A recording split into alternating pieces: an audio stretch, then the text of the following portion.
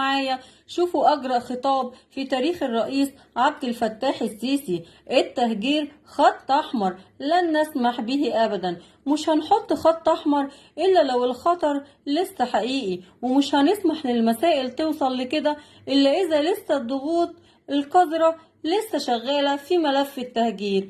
تعالوا معانا نسمع ونشوف أهم فقرة في خطاب الرئيس عبد الفتاح السيسي النهاردة، ونرجع نتكلم عن أهم حاجة فيه. في الأشقاء والضيوف اللي بتكلم عنهم بلادهم موجودة ولكن غير مستقرة، وأرضهم موجودة وباقية لهم، لكن الأمر في القطاع وفي الضفة الغربية أمر مختلف.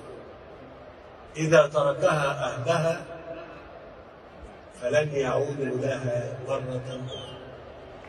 عشان كده مصر بتقول إن التهجير بالنسبة لنا احنا خط أحمر، خط أحمر لن نقبل به ولن نسمح به.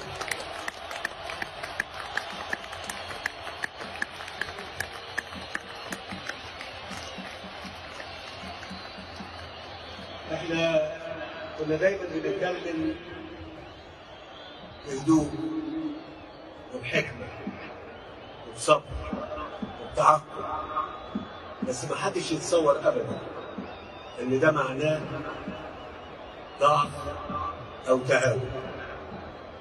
لا هو ضعف ولا هو تهاون.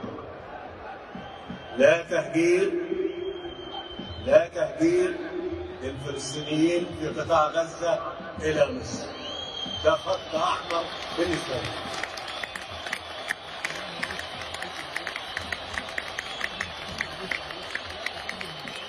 الموقف المصري الرافض والحاسم لمخططات تهجير أشقائنا الفلسطينيين قسريا، سواء من قطاع غزة أو الضفة الغربية إلى مصر والأردن، حفاظا على عدم تسوية القضية والإضرار بالأمن القومي لدولنا.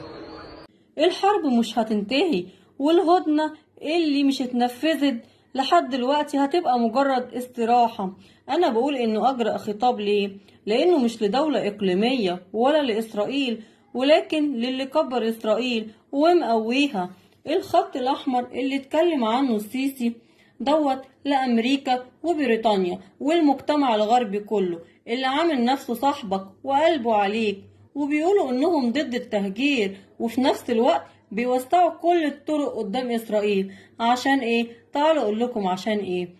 عشان ينفذوا مخطط تهجير سكان غزة لسيناء، اللي هو اصلا كان فكرة امريكية سنة 1953 على ايد وزير الخارجية الامريكي.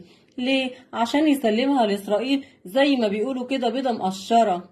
مؤتمر تحيا مصر فلسطين النهاردة كان تعبئة عامة، ودي مش أول مرة، ده تالت حدث رئاسي. الدولة المصرية مش هتصعد بالشكل ده إلا لو كان اللي في الكواليس بشع جدا. الرئيس السيسي النهاردة استخدم مصطلح قوة الحكمة وحكمة القوة، وإن صبر مصر ولغة الهدوء مش ضعف ولا تهاون. ولازم نعرف إن الرئيس السيسي حريص دايما إنه لما يقدم موقف لمصر للمجتمع الدولي إنه ده يحصل مع حشد جماهير. ودي بقى رسالة قوية جدا للمجتمع الدولي والعالم كله، إن كل المصريين إيد واحدة وكلهم مع السيسي. ومن الصبح كان استاد القاهرة مليان بالألوفات من المصريين. ليه؟ لأن مصر دايما موهوبة بموقعها وتاريخها وحضارتها. تعالوا نشوف الرئيس السيسي قال ايه كمان في كلمته. قال ان مصر كانت كريمة جدا مع ضيوفها، وما قالش اسم اي دولة. طبعا انتم عارفين مين ضيوفنا اللي جم من ليبيا وسوريا والسودان. الناس دي لما خرجت من بلادها اسمها بلد لسه قايمة ويقدروا يرجعوا في اي وقت، لكن اللي بيخرج من فلسطين ما بيعرفش يرجع تاني، ومكانه بياخدوا مستوطن صهيوني. يبقى ايه الحل؟ ايه الحل؟ انهم يفضلوا في مكانهم، لان صمودهم في حد ذاته مقاومة. ربنا يعينهم ويقويهم.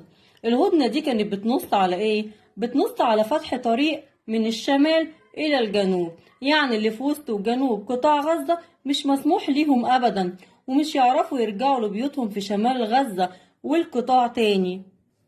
عايزة أقول لكم كمان إن التوقعات بتزيد يوم ورا التاني، إنه بعد ما إسرائيل تستلم 150 أسير بعد كده ملف الأسر هينتهي، والحتة اللي وجع قلب أمريكا وأوروبا إن فيهم كتير من رعاياهم، وقتها هيبدأ الضرب اللي بجد. خد بالك إن الرئيس السيسي لسه متحفظ على أدوات الرد، بس ايه هي الوسيلة؟ ده كلام ما جاش في اي خطاب رسمي لحد النهاردة.